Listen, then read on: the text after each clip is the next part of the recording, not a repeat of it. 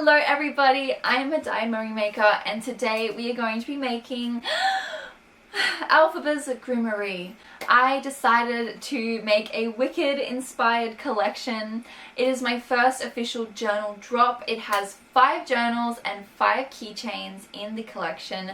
That is all available on my website, so go check it out on maddirehavea.com if you're interested. Let's dive into the creation of Elphaba's Grimmerie. I saw the Grimmerie in the first Wicked movie and I was like, I have to freaking make this book. It looks so cool, the way it opens up. I was like, wow, that's going to be a challenge, but it's going to be a fun challenge. I never made anything like this before, and for some reason I decided to make 2 of them.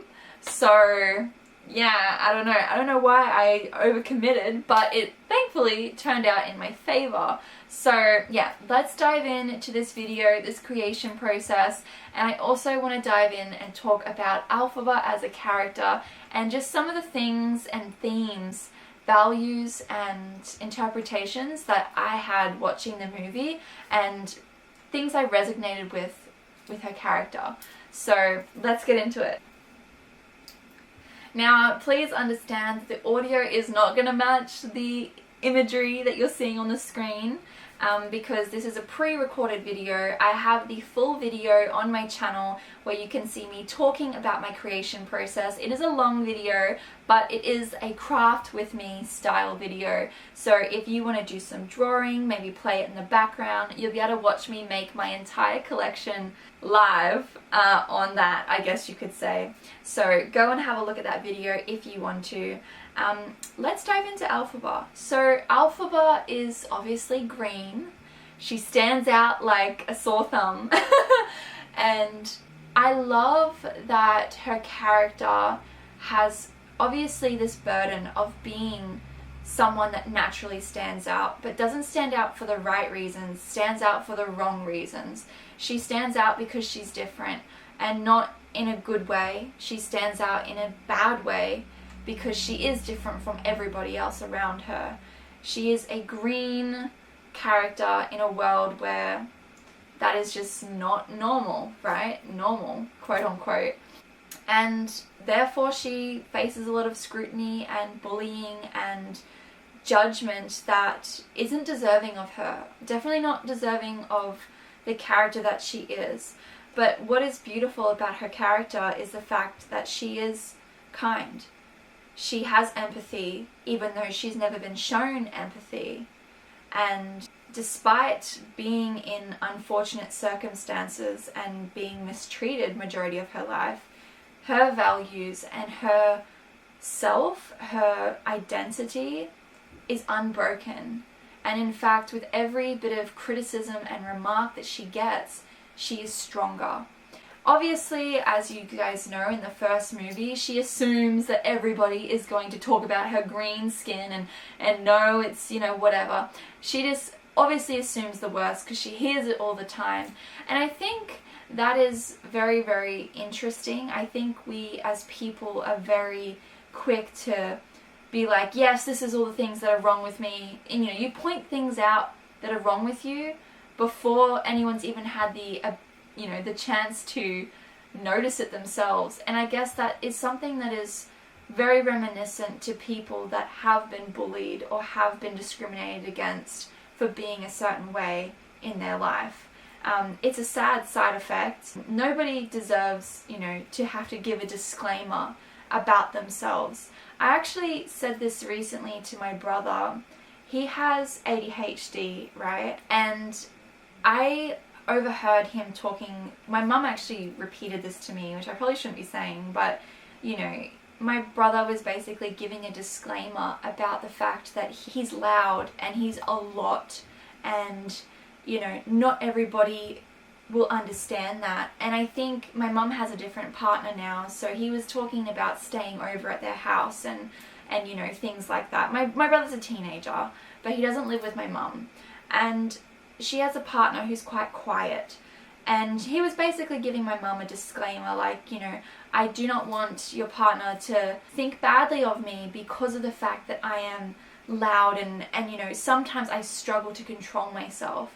And that broke my heart to hear that, to hear my brother have to give a disclaimer about who he is, somebody or something that he cannot physically change. He is medicated, which is also a tragedy in a way. Like, yeah, I'm not going to get into that, to be honest, because medications have their pros symptom-wise, but there's a lot of negatives that come with things like that. And it's really difficult to understand unless you are the one experiencing it. I think in the medication world, my brother does appreciate it because of the fact that it does help him slow down his mind and focus. But it still doesn't change the fact that he is who he is, and there are times where he is going to be who he is, right? And I think it's a really tragic thing to have to give a disclaimer just to make sure that the person in front of you doesn't automatically dislike you for something that you can't control. And that's a sad reality of the society that we live in, and it's something that is very reminiscent to the story of Elphaba as well. I think that's why I love her character so much, because it really does show what it's like to be different. And I also like the fact that it's not an excuse either. The fact that she is different, it doesn't stop her from being or getting the things that she needs or deserves, and I think it actually empowers her to be the better character that she is, to be her true self, and to really not care if nobody likes you, right? Or you think nobody likes you, what do you have to lose, essentially? You're more likely to be more authentic when you know that you can't really lose any more than what you already have. Realistically, all you can do when you've got that rock bottom to start with is to grow and to gain, right? So I think that's a really powerful message, and I like that it's not used as an excuse and for her to be nasty in return. A lot of people, and I'm guilty of this too, like as a child even, the idea of tit for tat is what, I always grew up with being told. It's like, if you do this to me, I'm going to do it to you. Or if I had to go through this, then you have to go through this too.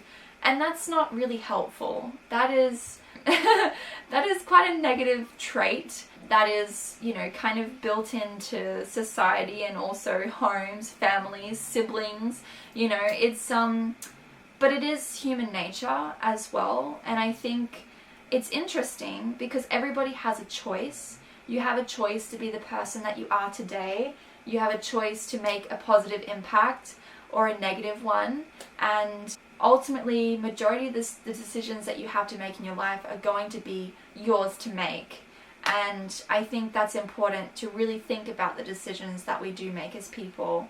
It's at the end of the day, you have to live with everything that you've done and that you've experience. It's your life at the end of the day. I think it's important to not let other people or hatred or trauma dictate the person that you were meant to be. And that is a tough thing to realize and to actually practice, because a lot of the time you're hurt, you're traumatized, you're, angry, and it takes a lot of work to be somebody aside from all of that. Another thing that I wanted to kind of talk about was my own experience with this. When I was a little kid, I had a bit of a rough childhood, and I became a bit of a bully myself. I had really bad friends. I was in a really bad crowd, the type that, would please their friends by doing, nasty things or, just normal kid bully stuff, right? I was in, I guess, a group that was considered cool, but wouldn't really go anywhere in the long run, Not the type of group or friends that you would want to have for the rest of your life. And I knew that. I knew I was bigger than that. I was better than that. But I was also very hurt. And I think when you do have that rougher upbringing, or you do face a lot of childhood trauma, you are angry and you will do things to make yourself feel bigger because you've been made to feel so small. And one of the things that really changed my life was my mum shaved off all my hair in year 4. I was in year 4 and I was at a school where bullying was everywhere. It was a really tough crowd, and I went from being a cool kid to having all my hair shaved off because I had head lice and my mum didn't want to deal with it. So her idea was, I'm just going to shave off all your hair. And to do that to a little girl, that was tough. That was really, really tough for me. I lost all of my friends. I was now someone that was bullied all the time. I was bullied for years because of this. But I don't regret it, and I'm not angry at my mum. Honestly, I think every girl should shave off their hair once in their life because it is so liberating. I can't explain it. It is phenomenal to be able to not have a full head of hair. It's so light. I'm like, I just cannot believe it. It was actually amazing. But I really struggled for a little while, and it made me realize, hang on a minute, I don't like the way I'm being treated. And it made me realize that I had been treating people like that as well. And it's not nice to be on the receiving end. So we need to make sure as people that we really think about that. If you see something happening to somebody, or you see something happening, or maybe you're doing something, it's like, would you like to be on the receiving end of that? If the answer is no, then maybe do something different. Maybe don't do that. Depending on obviously what it is, right? Or the circumstance. Everything is circumstance based, but it made me become a better person. It really did. And to be on that receiving end, I made a vow to make sure that I was authentic to myself. I no longer, stood by when my friends were being mean to people. I made sure that I didn't associate myself, or I would try and make comments to be like, don't be like that, don't do things like that. But it's difficult, especially in school, and school makes it very difficult for kids because you don't want to stand out in school. You don't want to be the one that draws the attention, especially the wrong type of attention. Everybody wants to be popular, but nobody wants to be the one that stands out for the wrong reasons and is bullied or victimized for being themselves. So for me, in younger years, it was hard. It was hard to make that change completely because I was worried that more bullying would then come back onto me, right? And I think everybody is trying to look for their own little safety mechanisms to make themselves feel more shielded. You don't want to draw too much attention, but you don't want to let things pass you by that you realistically don't believe in or don't want to stand up for, or you should stand up for. So I did make those changes as I got older, and now, I'm a completely different person, and I think that event really helped wake me up. I think it was brutal, but it was necessary to my character and to shaping who I am today. Elphaba is such a great representation of being that person that stands out and is judged far too quickly. And I think for a lot of people, they are that person, and it is really, really upsetting to be that person and to and that's what I loved about that movie, is more so the fact that it gives people an understanding of what it's like to be on both sides. Neither of the girls, Glinda or Elphaba, were happy with their lives. The first thing that I changed was obviously acknowledging the type of person that I wanted to be and the person I didn't want to be. I didn't want to be a bully. I didn't want to hurt anybody else. And I basically got rid of the friends that were doing the things that I no longer agreed with or thought was a good idea. But that did make me become a bit of a bystander because I was also afraid of standing out too much and being, again on that receiving end. So I think that's kind of what happens to people. Nobody wants to stand out too much. So most of the time they won't interfere or they won't stand up for what they believe in unless they are really pushed. My mission now as a person is to be that person that isn't just like everybody else. I want to be that person that stands out for the right reasons because I've made a difference or I've helped somebody else. I don't want to be the type of person that just lets horrible things pass them by because they're afraid of standing up for what they believe in, essentially. That is now what I want to focus on. And by doing these little acts of, you know, like in the previous video I mentioned the crow incident, that to me is a step forward. It's doing something that creates an action behind my theory and behind my intentions. I think Wicked is a great movie, and I am interested to see what the second one is like. Let me know what you guys think. I really hope that if you take anything from this video, it's to try and not be a bystander.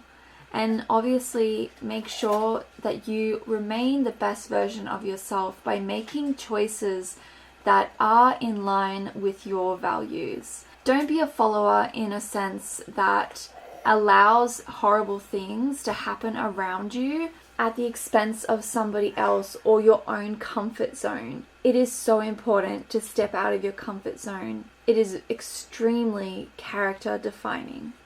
Alrighty guys, and here is the Elphaba completed Grimmerie. I am so happy with how this turned out. Hopefully you guys can see it. I didn't really do a good job of filming the last one, but I am so happy with how they turned out. It's upside down. Here we go. Ugh. I love how it turned out. Hopefully you guys took something away from hearing me speak.